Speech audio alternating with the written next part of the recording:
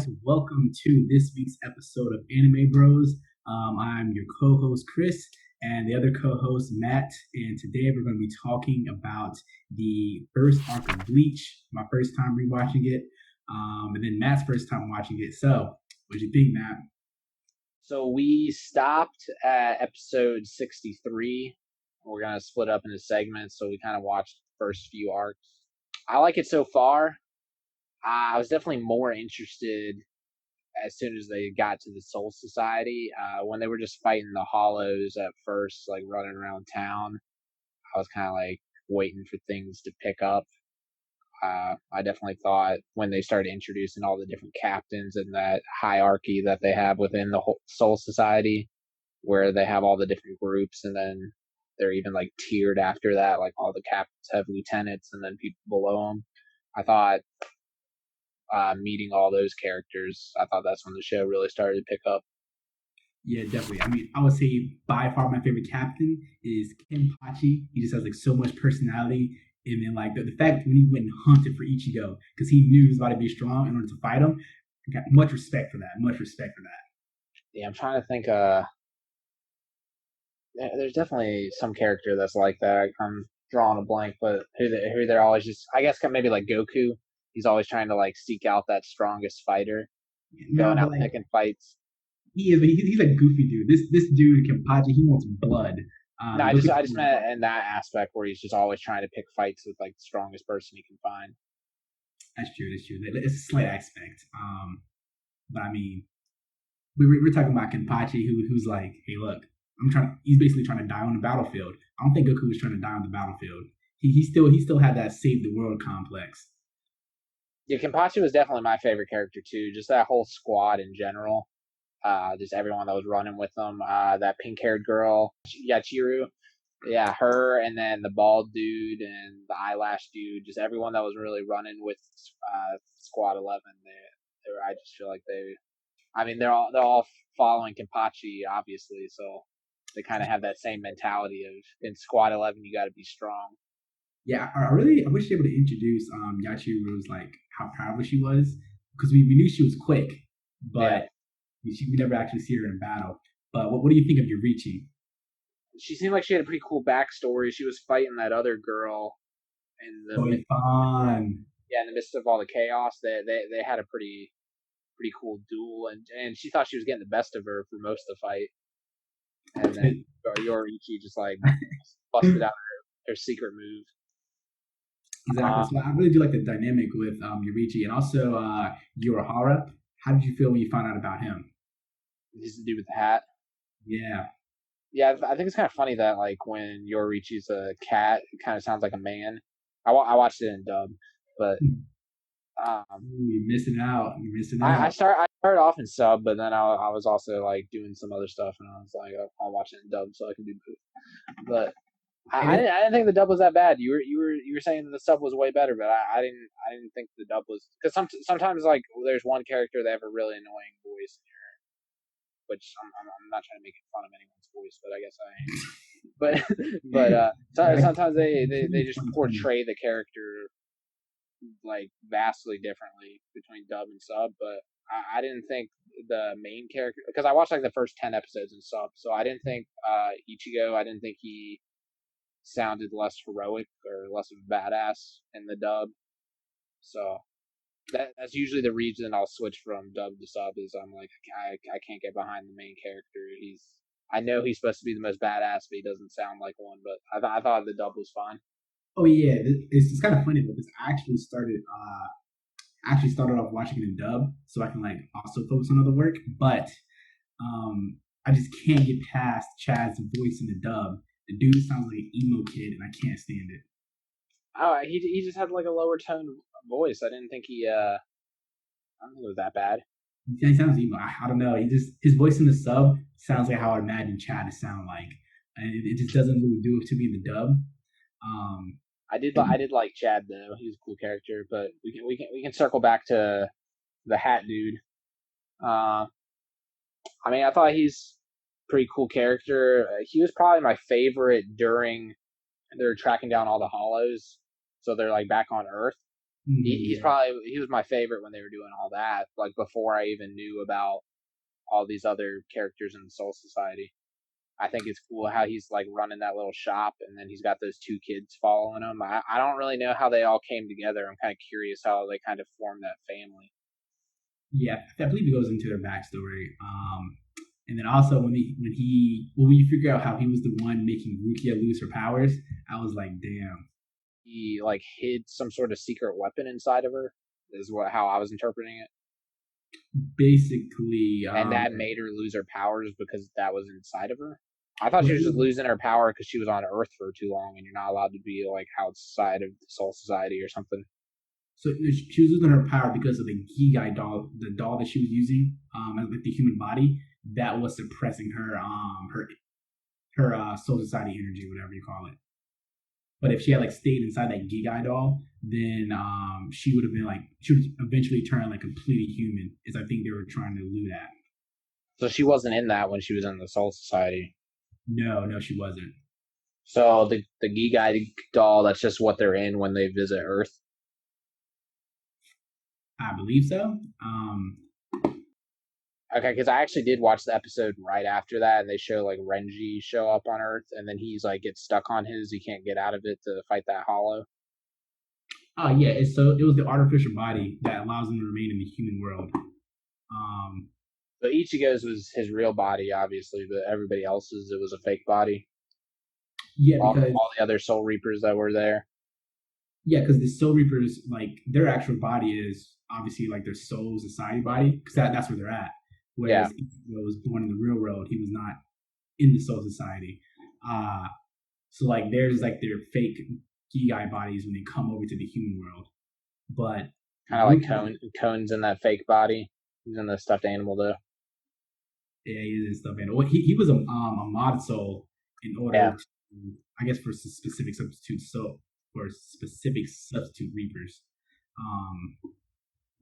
But I'm trying to think. Rukia's Gigai doll was specifically made to take away her spiritual power. So the hat dude made that. Mm. How did she not know that it was like draining her powers? What is well, she mentioned it. She said she was losing her spiritual power. She just thought it was because she was in the human world for so long. So she Okay. the reason why. So it was kind of like it was unknown to her. So he was pretty much just trying to hide that weapon inside her. He was trying to turn her into a human, I guess. Yeah, well, that would have stopped homeboy from like ripping a hole through her chest and taking what he wanted. Yeah, I feel like he got what he wanted and dipped pretty easily. Like I wouldn't have thought there was that big a gap between all the captains, especially because the way I saw it is he went on to say in order to get stronger, you either have to be a Soul Reaper that becomes a Hollow or vice versa. The only thing I can think of is he'd be so much stronger than everyone because he may have already gone down that path. Yeah, he has some of the power. That's why he was able to go into Hueco Mundo because he already has some of that hollow power. Okay, Um, yeah, because he was mopping everybody that even came near him. He destroyed that fox bear dude, the giant yeah, fox guy. and then when And Ichigo came at him with Banka, he said, "Get that little thin shit out of here." yeah, he kind of just was smiling at him the whole time. I was saying the first time, I like how there was like different power levels, like even within the captain ranks, all of them around similar powers. Like I would have liked to see Kenpachi go at him right there because Kenpachi might have got his ass whooped, but I feel like he would have like not felt the pain. He would have just got up and kept coming at him. nah, he would have got thrashed. He would have thrashed. He might not have felt pain, but he would have had a sore like through his mouth or something. Honestly, I mean, if Byakuya was full power, I think him using his Bankai to fight Aizen at that moment probably would have been a little better matchup. The way they portrayed Byakuya before he like opened up and like said the reason he was acting that way, but before when he was all like dark and mysterious, I thought he was kind of like Itachi. But his actual power, I felt was a lot like Gaara when the Saiyan's like protecting Gaara. I felt like his like little razor petals or whatever that stuff was floating around was like kind of like Gara's sand. It's a pretty good way to think about it. But yeah, it's like 10,000 thousands of mini swords or whatever they called it. Yeah, which I think I like. Bleach came out after Naruto. I feel like they kind of pulled a lot of stuff from Naruto because I also feel like Gin Ichimaru was like, even his name sounds like Orochimaru, and he still had like the lips kind of that looked like Orochimaru. Possibly. But I mean, when was Bleach released? It was like a year later, so it probably wasn't enough. I don't know how far apart the mangas were released though, but the animes I think were like a year apart. So the Bleach manga came out in 2001, and I think the Naruto manga came out like 1997. Oh, so the animes came out before the manga? Because I think the animes came out in the 90s. No, Bleach came out. The Bleach anime came out in 2004. Oh, okay, never mind. Yeah. So The Naruto series began serialization in 1999. Oh shoot! I did not know Kishimoto was 25 years old when he wrote this. That's crazy. Hey, you got to start at some point, man. That's true, but that's still young. Dude, he's probably working on it in high school, dude, in between classes, during class, maybe. That's true. Okay, so Bleach came out 2 years after Naruto, so he probably took a few of the ideas, but still your typical shonen show. Got all the action in it. The fight scenes are, I think the fight scenes are excellent for being made at that point in time. Oh yeah, I already think it has some of the better fights that I've seen. At least when it's like the Soul Reapers fighting each other, like when they're fighting the Hollows. Unless they introduce like a real badass Hollow, I felt like some of the Hollow fights were just all right. It's like your typical ghost fighting, that like they had in Yu Yu Hakusho. The hollows aren't really like the main point of it. It's like fodder to prepare you for like the better matchups. Yeah, but then they just talk about how like tough some of these Hollows are, but they just don't really look as tough as some of the Soul Reapers. Well, I mean, they were tougher than some of the Soul Reapers. The Soul Reapers wouldn't exist. I mean, they are tougher than some of them. There's been Reapers that or Hollows that have killed some of the Soul Reapers. Oh yeah, definitely. But I'm saying if on average, if the Hollows were always stronger than the Soul Reapers, then they would just like mop them all because there's definitely more Hollows than Soul Reapers. True. I wanted to say you said Kenpachi was your favorite character. Yeah. I would have to agree. I think Kenpachi and then maybe Ichigo. I do enjoy Mayuri. He has a pretty funny personality. Oh dang! I don't know if I can say he's one of my favorites. I definitely find him interesting. I just saw him as like way too evil. Like he was doing some stuff that like I didn't think he needed to be doing. He wasn't even that evil. I mean, I guess Aizen was doing stuff he didn't need to do either. He didn't have to kill Momo. Like I thought, like he didn't have to kill her. She wasn't really a threat, and it's not even like she knew too much either. She was pretty. She was kind of annoying though. She was pretty ignorant to a lot of stuff. She didn't know the master plan. She wasn't strong, so it's like you could have left her alive. The fact that she turned on my guy Toshiro, I can't believe she turned on him like that. She was confused. She was, dude, okay, she was confused. Like all she had to do was think it twice. Like, hey, look, did this kid really kill this other captain? And it's like, bro, he's the youngest captain. I don't know if he's the weakest captain, but he's the youngest captain. He's definitely. I don't think he's the weakest. I don't know, maybe actually, because the dude with the flower robe and the white haired dude that were fighting the head captain, the bald guy. I don't know any of their names. Shunsui is the guy with the flower robe, and Ukitake is the other one. Yeah, the bald guy was saying they were like the OG captains. Like he pretty much made the 13 guard squad with them in mind as the first two captains. So I wouldn't say they're the weakest. Yeah, they're like the two strongest. I don't know. I feel like Byakuya actually might be stronger than both of them. I haven't seen them in action other than against the old guy, but I feel like they were hyping up Byakuya Other than Aizen, obviously, they were hyping up Byakuya to be like one of the strongest. Yeah, I mean, but you have Byakuya and you have those two captains, Shunsui and Ukitake. So we're looking at three right there. Um, I mean, Kenpachi is going to rip through Toshiro. I mean, so you got four right there. Uh, I would say the doctor, I would like almost not even count her because her skill set's completely different. Like she's not out here trying to fight people. She's pretty much like Tsunade, but Tsunade can still fight, but she's like pretty much like the Tsunade captain. I got a surprise for you later on in the show. I do remember one thing about her, but let me see. Maybe she is a badass fighter, but she even had like a slug thing like Tsunade, dude. That's like another thing they took like from Naruto. Or maybe the slug is just synonymous with healing. Yeah, maybe it's like part of that culture. I'm not too familiar. Yeah. So then let's see what else we got. Well, there's the guy, the Mayuri dude, who Yeah, I'm surprised Uryuu got the best of him. I'm surprised too. I mean, I think that was just there to like give you a look. Uryuu came this far, Ishida came this far in training.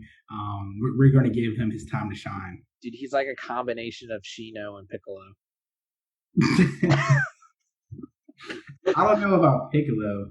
I definitely see like the Shino comparison a little bit. The only reason I said Piccolo is because, like all throughout Dragon Ball Z, like obviously the Saiyans are the best fighter, but then Piccolo's always like lagging behind as like that next best guy. Like he's better than Krillin, he's better than Tien. He's like clearly the second tier guy behind all the Saiyans, and I feel like they're saying the Quincy's are like the second tier behind the Soul Reaper. Like, That could be it. I could see that. I'll have to see what Chad and Orohime turn out to be, but I feel like they're saying like the Quincy should be stronger than Chad and Orohime. Hey, you have to watch and see. The other I feel like Chad's a one trick pony, and he's just busting out that arm cannon. He's almost like a cyborg from Teen Titans. I mean, I can see that. Yeah, but which like cyborg, all he was doing was like, well, was he like booyah? Like he's always he's always busting out like his one attack, or he's like super strong. And one attack is strong. Yeah, but whereas all the other Teen Titans, like, well, I think Robin was obviously the weakest because he didn't have any powers, but all the other guys. Robin mopped him when he had to face all four of them. Man, I didn't keep up with that show because I couldn't tune in time. It wasn't because I wasn't interested, but Robin slept all of them. That doesn't make any sense. What do you mean? There's a reason why he's the leader with no powers. You know? Is Batman gonna beat up Superman? Did you see Batman versus Superman? It was a tie, basically. I don't care what the movie said. I'm just saying, like, if you actually think about it, like, if you have some guy running out here as a vigilante, and then you have some guy who can literally fly and just punch you in the face and you die. I mean, but like, if we have, if he was in real life, real vigilante, you know, he's gonna have like 3 or 4 guns, and he's gonna shoot kryptonite. I don't care how quick Superman is. He's probably gonna have like kryptonite armor. Like this dude will be decked out in kryptonite, so he's just gonna shoot him and kill him. I don't even know how. We just got on this point because I said Chad is like cyborg. So yeah, I feel like he's like cyborg, and then Orohime, she's got like a bunch of cool different guys, but I don't even know what all of them do. I just know one of them like healed, and then one of them was like actual fighter. Yeah. But there's like 4 or 5 other ones that I have no idea what they do. So yeah, her power's still a little mysterious. Oh, we have Soy Fan. He's not beating Soy Fan. Let's see. I don't know. I didn't really see enough of her. I think she did kind of seem like she was well established though, like her rank. I mean, she was the leader of the assassination squad. Yeah, that's what I meant. Like she did have a pretty good rank. I don't know. You guys can let us know in the comments. Like, was this dude the weakest? Yeah, because he's not beating Shunsui. He's not beating Kenpachi. He's not beating Ukitake. He's not beating Byakuya. He's not beating Aizen. We saw him try to fight Aizen, wrecked. I don't think he's going to beat Jin. Yeah, I think Jin would beat him, even though you only saw a taste of Jin's power when he pushed Ichigo out from Soul Society. He's not beating Mayuri because Mayuri is just more experienced and he's gonna be hard to kill. Let's see. Maybe he'll beat Komamura because I don't really know what his skill power is. That was the dude that had like a huge fox behind him. Yeah, that's what I was thinking. I was thinking maybe they would be the closest. So maybe he'll be close to him, and he might be able to beat Tousen. Dude, I think he might even be able to beat Kaname. Kaname got like wrecked by Kenpachi. That's what I said. I just said he would beat Tousen. Oh, okay. I thought you were saying the Fox dude. Oh, well, yeah, that's also Komamura. Yeah, so those two guys, maybe he can mess up one of them. Yeah, I think Komamura and Tousen. I think he might be able to take him, especially since his Bankai is pretty dangerous. But we'll have to like. Yeah, he summoned like an ice dragon. Like that was pretty cool. But out of the 13 captains, um, He's bottom tier. Yeah, I think at this point in the show, he barely graces the top 10. He might be number 10. What was the guy that was fighting Uryuu? What was his power? I know he like cloned that woman or whatever, but Mayuri, you talking about that fucking poison animal that he summoned that was gonna like mop everybody? Okay. Yeah, you don't want to fuck with a dude with that's made out of poison or uses poison gas to fight for a long period of time. Yeah, he paralyzed Uryuu. Yeah, he just like kind of paralyzed him. Yeah, so I think he'll get the better of Toshiro. So he's cool. Don't get me wrong, but he's still a kid. These other captains are clearly more experienced. Yeah. But even then, we're getting away from the main point. This girl thought this guy killed Aizen. That was my whole point. Like this girl, she was able to be manipulated into thinking this kid killed Aizen. Well, dude, no one. I don't know how strong they thought Aizen was. That doesn't matter. Obviously, he's way stronger than everyone thought. He is way stronger than everyone thought. So I'm saying I don't know how strong he was perceived prior to that. But it doesn't matter. It's like putting a 15-year-old kid on a basketball court against like a 25-year-old NBA player and you've never heard of him. It doesn't matter if how good you don't know how good the NBA player is. He's gonna win. He's gonna bully him in the paint and he's gonna like dunk on him. Like this guy Toshiro, the fact that she was able to be manipulated into thinking that he killed Aizen, this doesn't add up. No matter how, like, obviously he turned out a lot stronger than what everybody thought, but I don't think any of those captains thought that Toshiro was stronger than him. I mean, there's child prodigies who are amazing musicians that could be better than someone who's been training and is 25. That's true. Guess who was a child prodigy? Sasuke. Guess what happens the first time he faced Itachi? Fucked up. Well, yeah, but like he was Itachi was an even better child prodigy. He was in the Anbu. He was like the youngest Anbu member. He was. And they're in the same family, but like, could Sasuke have beaten? Oh shoot, what's his name?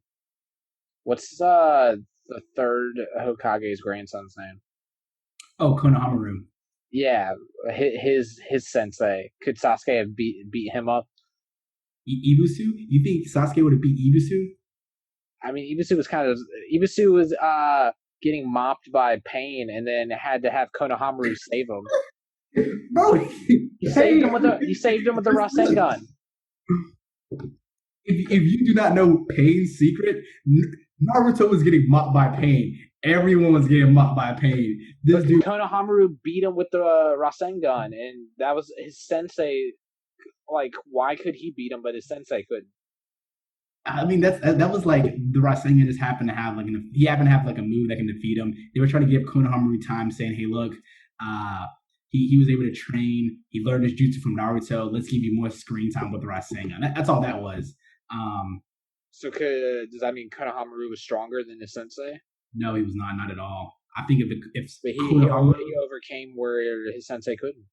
no, I think if Konohamaru and the sensei, yeah, he overcame something. But if Konohamaru and that sensei fought at that point in time, the sensei's winning. Even if he busts out the Rasengan? Even if he busts out the Rasengan easily. But the Pain couldn't beat the Rasengan. So why would you assume that Why would you assume Konohamaru is better than the sensei? I mean, we would have to see it play out. I think if he busted out that same move, that it would have the same effect that it did on Pain. So I think if he bust out the Rasengan, he could beat him. I just don't agree with that. I think that the sensei would take him down. Then why didn't Pain take him down? Pain was just weak. Oh wait, I mean, Pain wasn't. Dude, Pain was having his way with him. Well, what's his name again? Konohamaru? No, the sensei. Ibisu. Yeah, dude, he was having his way with Ibisu. Okay, well that's like saying I put a water Pokemon and a fire Pokemon in a fight. Oh, the water Pokemon won. Now that water Pokemon can beat a leaf Pokemon. No. The leaf Pokemon will destroy the water Pokemon because the water is weak against the leaf. It was just a better matchup is what it is. But that does not mean that the water Pokemon is stronger than the leaf Pokemon because they beat a fire. All right, I follow that example a little better. But what if that water Pokemon knows Blizzard? Like he's that's what Rasengan is. He's like busting out some ice moves on him. He knows Blizzard. All right, what if like this leaf Pokemon knows like It's like, just whoever goes first at that point. And I think Ibisu being faster than Konohamaru would win. How did we get on this subject? I think something about Toshiro. Yeah, we were talking about him, but there's just no way that girl. I just thought there's no way that this girl was convinced that this kid beat Aizen. I don't know, dude. She was clearly dumb. Yeah, was he not? I wish she would have died, but she did die. Oh, well, maybe she didn't. Maybe they saved her. Maybe she didn't die. Didn't she like? I thought she got stabbed in the chest by Aizen, and then like they arrested her and put her in jail. She was in jail before that. She was in jail before that? Yeah, because Toshiro put like some sort of barrier so no one would mess with her, but then the barrier didn't prevent her from leaving herself. Yeah, and then that isn't that when I don't know. Maybe you just spoiled something for me. Maybe she's not dead. When's the last scene you saw? Like, did you see her being buried? No, but I definitely saw her like get stabbed and fall down and die, and then Toshiro found out that Aizen killed Momo and started freaking out. Oh yeah, like when he stabbed her in the chest, Aizen, and then left. Yeah, he like hugged her. He's like, "Come here, Momo," and then he like stabbed her and then left her with all those dead judges. Oh yeah, no, she was only unconscious. Oh, I think actually I don't quite remember. I mean, maybe that the fourth captain got there in time and healed her, but yeah, because I mean he also left Toshiro like the same way, like destroyed him. Which I think he should have died. I like shows that are like Game of Thrones, where like you got these powerful characters and you actually kill them off. I feel like a lot of shows are like, oh, he got beat so bad to the point where he almost died, and then they just saved him. That tells you he has that strong will, the will to survive. Do you not have a will? I don't think it has to do with the will to survive. I think it has to do with the writer making it so they don't die. Nah, he had the will to survive. Like you expect him to go down without fighting. Do you not have the will of fire burning inside of you? You're an inch away from your life, but you know that captain's coming to save you. No, all that means is that they left him alive. Dude, he got destroyed in that fight. It had nothing to do with the all he had to do was finish the job. Toshiro was not preventing Aizen from killing him. Aizen just like left him alive. I mean, he didn't want to be he wants more power. He doesn't want to be a barbaric killer. He still has morals. Does he not want to be? There was no reason to even touch Momo. He's clearly like barbaric. No. There was a reason to touch Momo. It's because she was dumb and he had to like smack some sense to her. Like, do you know how dumb you have to be when this dude was like, yeah, I manipulated you too well. Like this dude was Could like, have backhanded her through a wall. He didn't have to slice her up. nah, that would have been disrespectful. The slicer up was definitely like quick to the point, kind of painless. How was one more disrespectful than the other? What do you mean? You getting sliced with a sword or being backslapped through a wall? Which one sounds more disrespectful? I feel like slicing her up, he had the intent to kill her, which she should be dead. Nah, maybe she is dead, but like I feel like that's a little bit more respectful. He took out his sword to like try to kill her instead of backslapping her through a wall. I think it's disrespectful regardless. I mean, yeah, it's disrespectful. One's like more disrespectful than the other. I think they're equally. I think it's just disrespectful in general. And when it's that disrespectful, it's not like there's. I don't think there's really a varying degree There is definitely when it's that excessive. What do you mean that excessive? One is hey, look, Like if the scale is 1 to 10, they're both off the scale. Like one might be a 12 and one might be like 13. But like they're both like why even they're just both off the charts. one is a 12, the other one's like a 25. But at that point, you're like, dang, these are both well over the 1 to 10 scale. No. It's less than killing her with a sword. And it only measures 1 to 10, so 12 and 25 don't really exist. Like they're just both off the scale. Like you stop measuring at 10. No. They're both still very much on the scale. Like you can be like off the scale on a varying degree. I say so. I said one of them was a 0 for disrespect. Your scale is only 1 to 10, so that's off the scale in the other direction. Are you now saying that 0 is the same thing as a 12 and a 25? I don't think so. All right, I'm just gonna say what I was gonna say. It's like, all right, you put a cup under the faucet and you run the water, so now it's like overflowing. If you leave it on like 10 more seconds, it's like still overflowing. It's the same thing. They were both just like one was like overflowing, and then one was like overflowing the same amount if you left it on for 10 seconds longer. I don't think so. I'll beg to differ because if you turn it off and you like say you get to 12 seconds, um, and we don't know how full it's going to be. You leave it on for 25, your whole hand is wet. There's water like everywhere. Whether there's more water in the sink, there's more general water everywhere. All right. Um. Yeah. So Momo was dumb. If she's dumb, if Uh, if she died, good riddance. If she didn't die, she should have died. I feel like they should just kill off more characters like Game of Thrones does. Nah, but you need these characters to be like, hey, look, I learned from my mistake.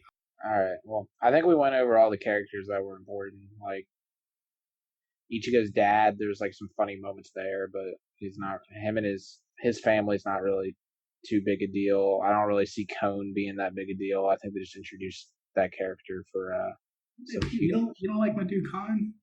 I think it was just like for some humor into the show. I don't think he's really that important of a character. It's kind of funny that they like still kept him around. He's like wondering what's going on in the Soul Society. He's not part of the main missions. And You gotta protect the body. Ichigo needs something to come back to. and then what's his name? Urahara, the hat dude. He's his family. There's some interesting characters there, but I think that's also for humor. And then there's that guy that's exactly like Hercule Satan in Dragon Ball Z. The Oh, I know the guy you're talking about. the magician dude he goes like that. Yeah. Yeah, so he's like Hercule Satan. He was a funny guy. Yeah, so those are some of the other characters, but I for me the show really just like took off when I guess there's Orohime's friend, the karate chick, but mainly I think all the show really picked up for me when they went to the Soul Society, and I think that's like pretty far into the show as well.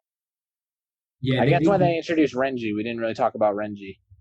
Ooh, yeah, Renji. Renji's a pretty good guy. I like that little rivalry he has with Ichigo. I mean, I could draw some comparisons to other shows. Like you were kind of saying. I think you told me he was kind of like Vegeta, maybe. Yeah, I mean, I definitely think he should be stronger than Ichigo in the beginning, but they kind of like set him up as like you already know he's gonna lose every time he fights Ichigo. Yeah, but I think they. I feel like Goku and Vegeta aren't really like friends. I mean, they like work together, train together, but like Vegeta, like I don't think he ever really acknowledges Goku as his friend. They're definitely friends. He's like, dude, no one's beating this guy up other than me. That's pretty much like the extent of their friendship. Is like I don't care about this guy, but if I hear he loses to someone, I'm going to war with that guy because he's. No, see, this is why you need to watch Dragon Ball Z, Dragon Ball Super. It really fleshes out the friendship between them. Well, I feel like Renji and Ichigo just became friends almost immediately because they kind of bond over Kuchiki chick Rukia. Rukia. Yeah, which we didn't. We talked about her a little bit. We just talked about how she lost her powers, but I don't know. She's kind of weak fighter. Who is? Rukia. Probably because she didn't have her powers the whole time, but Yeah. I don't know why they took her in. Well, I never saw her like living up to Byakuya's strength, but I guess they said they just took her in because he looked like his wife, or it was his wife's younger sister. Yeah, yeah, but Rukia was even like he never looked at me like I was important.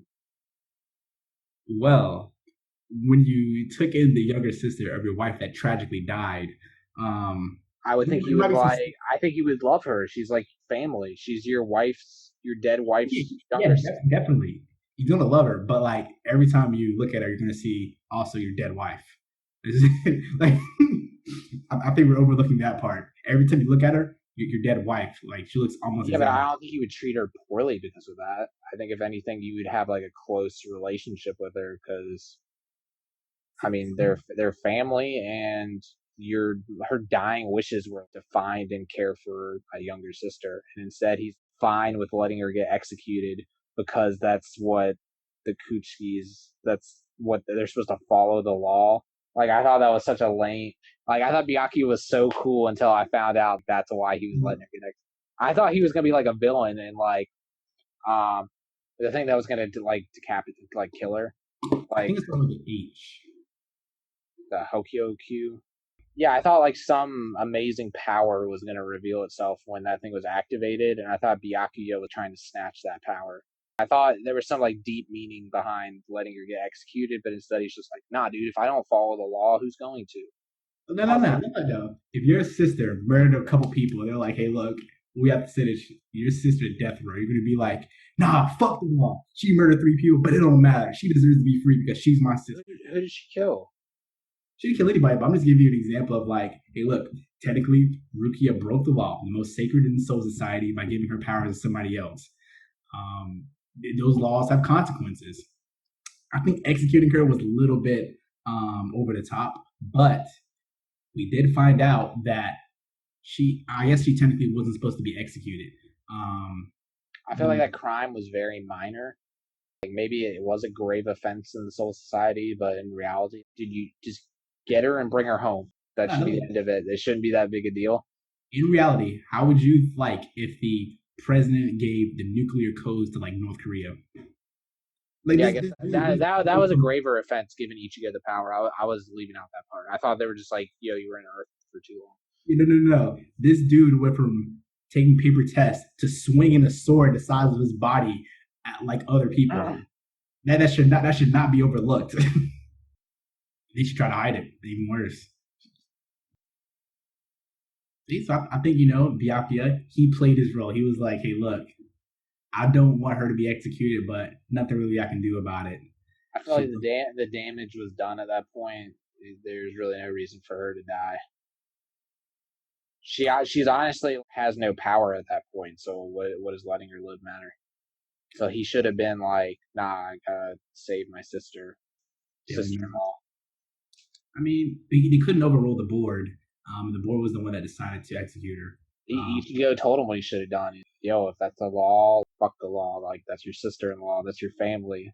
Hey, that's true. That's true. But I mean, we do figure out that like Aizen was the one in control of the of like that court. He's the one that put forth the execution order. So I don't know. I was like drawing comparisons with him and Itachi. Like, you think Itachi's like you I mean that's true. But like so now in these first 63 episodes, you're like, dang, this dude has to have like this much character development. You're not even giving Byakuya. I hyped him up a lot in my mind, and then when I heard the reason for all of his actions were follow the law, I was like, Ain't nothing wrong following the law. You know, you see somebody.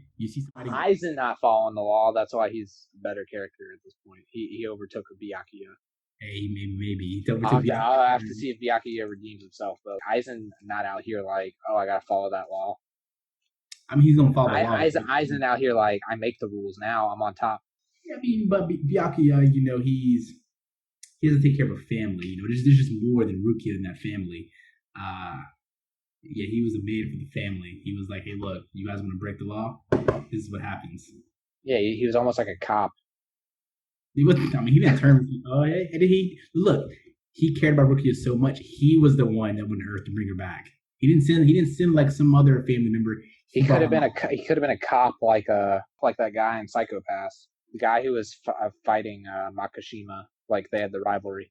Yo, Kogami, Shinya Kogami. Yeah, he could have been like that guy. He was a cop, but then he fell down the ladder and became one of those. I forget what they called them, but enforcers. Yeah, he could have been like one of them, noble and righteous. But then they trying to kill my sister. Got to become like an enforcer now.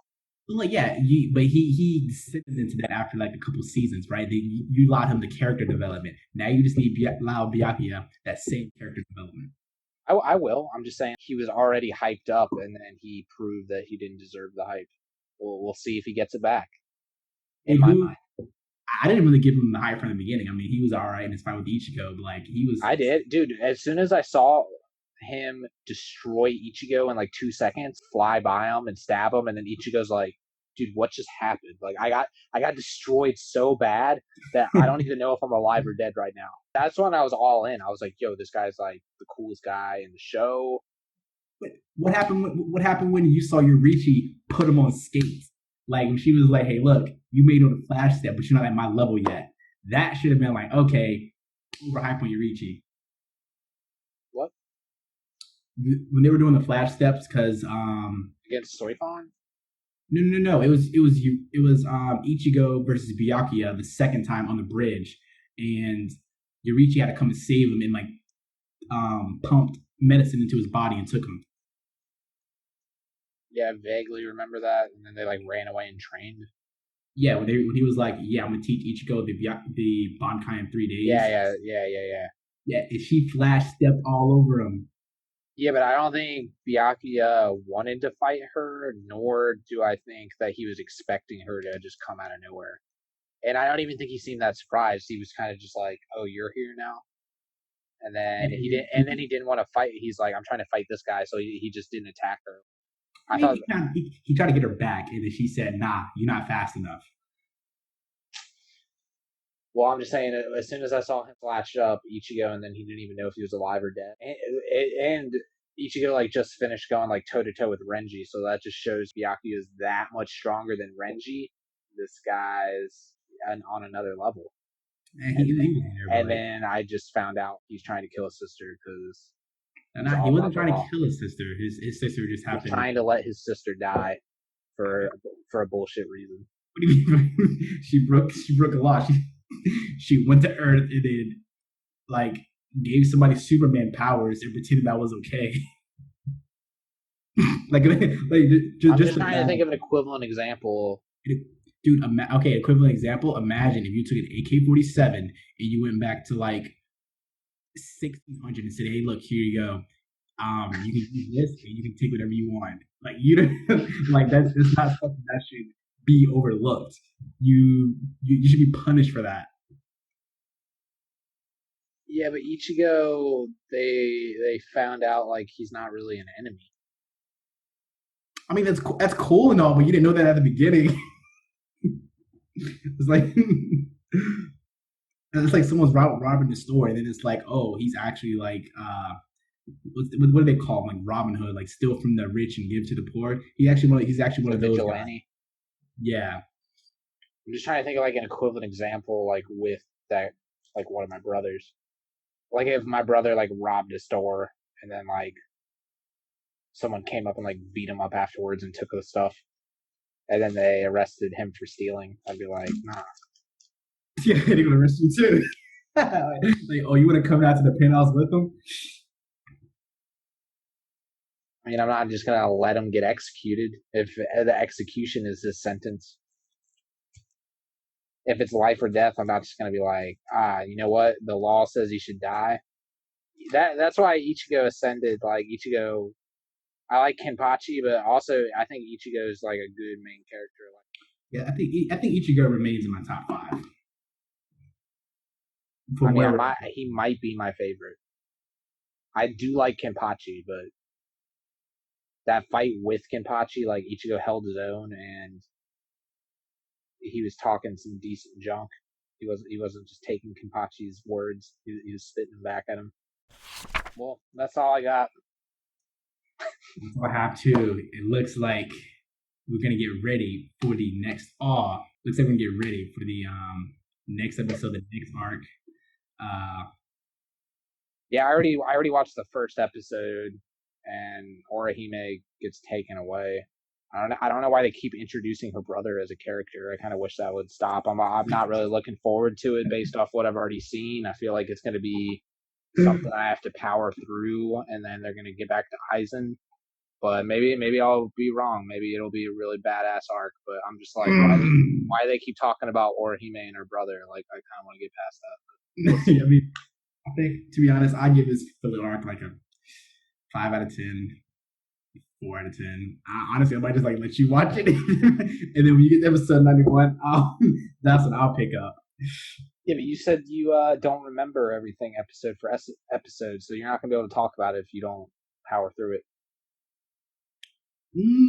I'll look up the wiki and be like, hey, look, all right, what happened during this Dude, battle? I'm gonna be trying to talk to you about stuff specifically that happened. Like we talked about Byakuya chopping up Ichigo in like 2 seconds and like how that was badass. I might try and talk to you about a split like that scene was like maybe 20 seconds. I might be trying to talk to you about like something that was really short but powerful and moving, and you'd be like, oh dude, like the wiki didn't cover that, I don't remember that. I'm gonna be like, yo, I completely agree, but let me tell you what part was better, and then I'll switch the conversation. But it probably won't be better. And then we can argue about which situation was better. We'll both have points because my points are only going to be supporting what I saw. So, well, I don't know how you expect the fans to watch it if you're not going to watch it. No, I mean, like I even said, we don't have to do a episode on that arc because it is a filler arc, anime only. Yeah, but that's completely up to you. By the way, we should probably cut this part.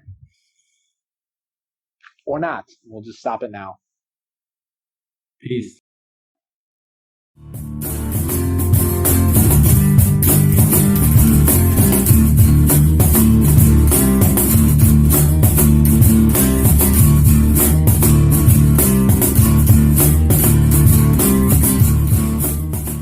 Like I'm watching Naruto. Naruto is not my favorite character.